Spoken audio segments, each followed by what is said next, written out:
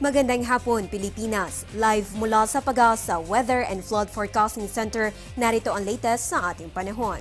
Continuous monitoring ang Pag-asa sa dalawang low pressure area sa loob ng Philippine Area of Responsibility.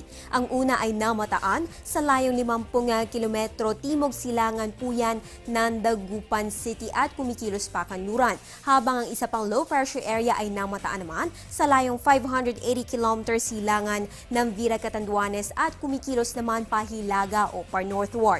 Ang mga naturang sama ng panahon ay magdadala ng mahihina hanggang katamtamang pagulan at paminsan-minsang mabibigat na pag-ulan dito sa may Luzon, Visayas at Zamboanga Peninsula ngayong Huwebes. Inaabisuhan po ang lahat na mag-monitor ng panahon at maging handa sa mga nasabing pag-ulan dito nga sa malaking bahagi ng bansa, Luzon, Visayas at Zamboanga Peninsula. Samantala, magiging maulan pa rin kaya sa mga susunod na araw? Alamin ang detalye sa aming pagbabalik. Tatanungin ko ang lahat ng nararapat itanong.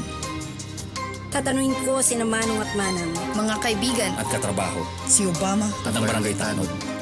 tatanungin ko ang mga taong dapat tanungin para sa mga bagay na dapat ipaliwanag. Para sa bansang kailangan magtanong. para sa kinabukasan ng ating bayan.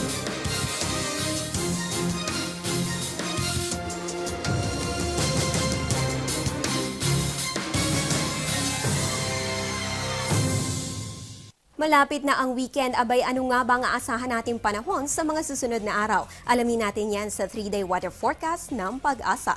Simulan natin sa Baguio City. Maglalaro sa 15 to 23 degrees Celsius ang temperatura. Maganda naman ang panahon sa umaga at tanghali, ngunit maging handa sa possible isolated thunderstorms pagsapit ng hapon o gabi this weekend.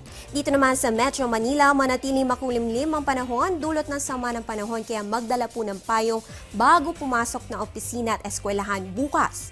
At sa Sabado rin po ay makakaranas pa rin ng ilang pag-ulan, pero by Sunday ay may konting pagganda na ng panahon sa Kamaynilaan.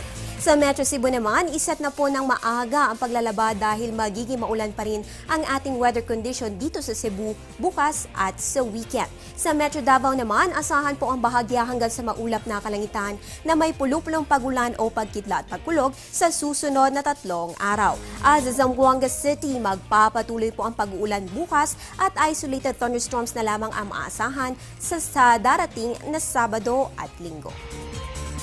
At yan ang latest mula dito sa Pag-asa. Manatili nakatutok sa ating weather conditions. Please like us on Facebook, follow us on Twitter at bisitahin ang aming website. Ang update na ito ay hatid sa inyo ng Panahon TV Express kung saan walang pinipiling panahon ang pagbibigay impormasyon. Ako po ang inyong weather girl April Enerio. Magandang hapon.